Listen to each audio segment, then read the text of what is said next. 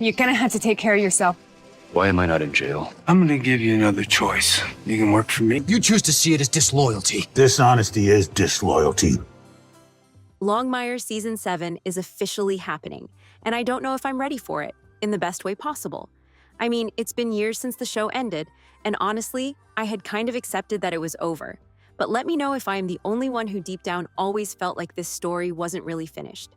And now, it looks like the people behind the show felt the same way because Longmire is coming back for a 7th season. Yes, you heard that right.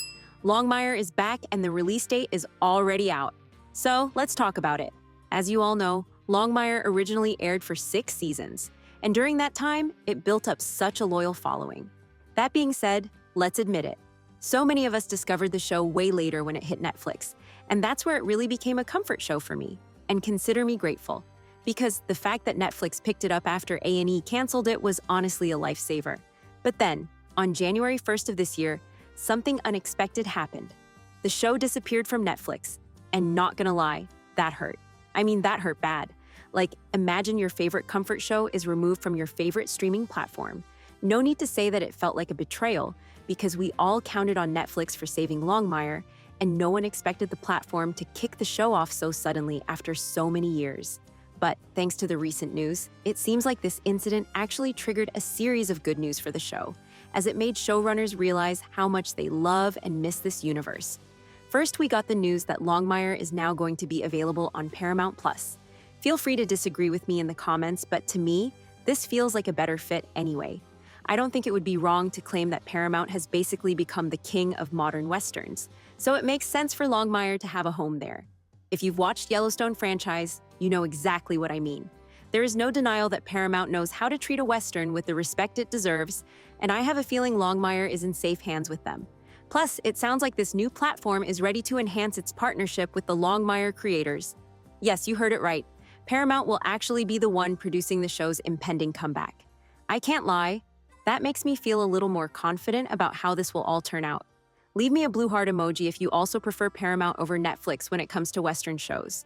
Now, I know the exact question some of you will have, which is, why bring back a show that's been off the air for so long?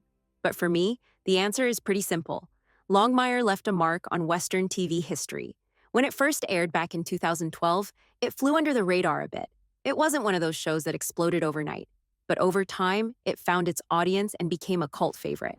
It's not just a crime drama, it's a character-driven story about grief, loyalty, and redemption. And at the center of it all was Walt. I mean, do I even need to introduce Walt to you guys? Like, what an iconic character he was. Walt Longmire was one of those rare characters that felt so real and complex. He was tough as nails, but beneath that exterior was a man dealing with so much personal pain. His wife's death haunted him, and it shaped how he approached his work and his relationships. Watching him try to balance that weight while still being the sheriff his town needed was what made the show so powerful. And it wasn't just Walt. The supporting characters were just as compelling. Vic, Henry, and Katie weren't just side characters.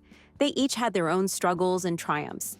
The dynamic between them made the show feel grounded and human. Longmire wasn't afraid to show the dark side of small-town life, and that's what made it so unique. I've seen plenty of cozy small-town shows, but Longmire wasn't afraid to get messy, and that's why it stood out. At least this is how I feel about it, but let me know what you think. But then A&E canceled the show after season 3, and yeah, it was absolutely the wrong call. We all knew that the show was far from over. Thank God, as I said in the beginning, Netflix stepped in and gave Longmire a second chance. If Netflix hadn't picked it up, we never would have gotten those final 3 seasons. So not everything is bad about Netflix. I personally still feel very grateful to the platform, though this does not change the fact that it does not make any sense for the platform to remove the show after all these years. Clearly, I can rant about this all day long, so let's leave it there. I'm not gonna lie though, at the time, season 6 felt like a satisfying conclusion. Walt's journey came full circle, and I walked away feeling like it had ended the way it was supposed to. But looking back, I realized that this ending was not strong enough to stop me from wanting more. Am I the only one who truly thinks that there is more to Longmire that we can still explore?